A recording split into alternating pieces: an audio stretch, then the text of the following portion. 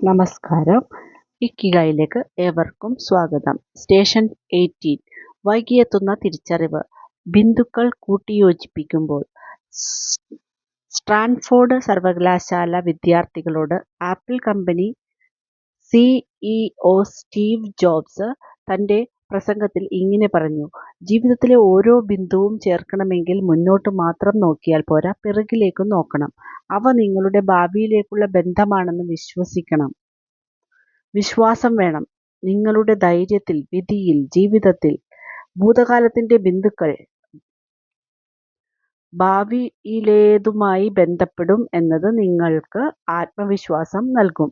ഇത് നിങ്ങളുടെ ജീവിതത്തെ മഹത്തരമാക്കും. ഭാവി ഒരു തീവണ്ടി പോലെയാണ്. അതെവിടേക്കാണ് നമ്മളെ കൊണ്ടുപോകുന്നത് എന്നറിയില്ല.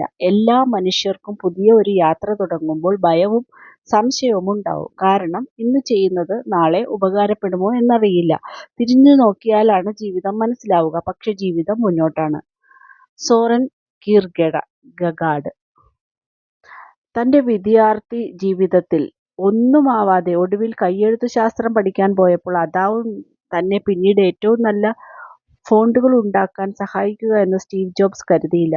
നമ്മുടെ ഇക്കിഗായ് നയിക്കുന്നിടത്തോളം സഹജവാസനയെ പിന്തുടരാൻ നമ്മൾ ഭയക്കേണ്ടതില്ല. അനിശ്ചിതത്വം നമ്മളെ ഭയപ്പെടുത്തിയാലും എല്ലാം ശരിയാവും എന്നൊരു വിശ്വാസം വേണം. ശരിയാണ്, ജീവിതത്തിൽ എല്ലാം ഉപകാരപ്രദമാവണമെന്നില്ല. ചിലപ്പോഴെല്ലാം നമ്മുടെ പ്രവൃത്തികൾ വിജയിക്കാറില്ല. പക്ഷേ ഈ അനുഭവങ്ങളെ തിരിഞ്ഞു നോക്കുമ്പോൾ അവയെല്ലാം ഓരോ പാഠങ്ങളായി നമ്മെ വളരാൻ സഹായിച്ചിട്ടുണ്ടെന്ന് മനസ്സിലാകും. അങ്ങനെ ഈ വഴിമാറിപ്പോകലിൽ പലപ്പോഴും സുന്ദരമായ പലതും നമ്മൾ കാണും.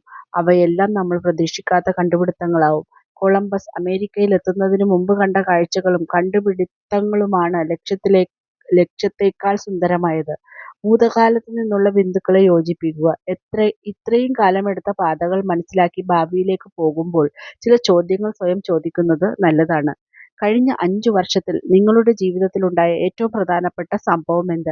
അതിനു മുമ്പ് എന്ത് സംഭവിച്ചു? ഇതെല്ലാം ആളുകൾ നിങ്ങളുടെ ഏത് പ്രവൃത്തി, ഏതെല്ലാം ബിന്ദുക്കൾ യോജിപ്പിച്ചാലാണ് ഈ സംഭവത്തിൽ എത്തുക? പിന്നീട് എന്ത് സംഭവിച്ചു? ഈ ചോദ്യങ്ങളുടെ ഉത്തരങ്ങൾ യോജിപ്പിച്ച് കഴിഞ്ഞുപോയ നിങ്ങളുടെ 5 വർഷത്തെ കഥ എഴുതുക. ഇതെല്ലാം ബിന്ദുക്കളാണ് നിങ്ങൾ യോജിപ്പിച്ചത്. ഇതിനുശേഷം ഭാവിയിലേക്കുള്ള പുതിയ ബിന്ദുക്കൾ നിങ്ങൾ എങ്ങനെയുണ്ടാക്കി എന്ന് നോക്കുക.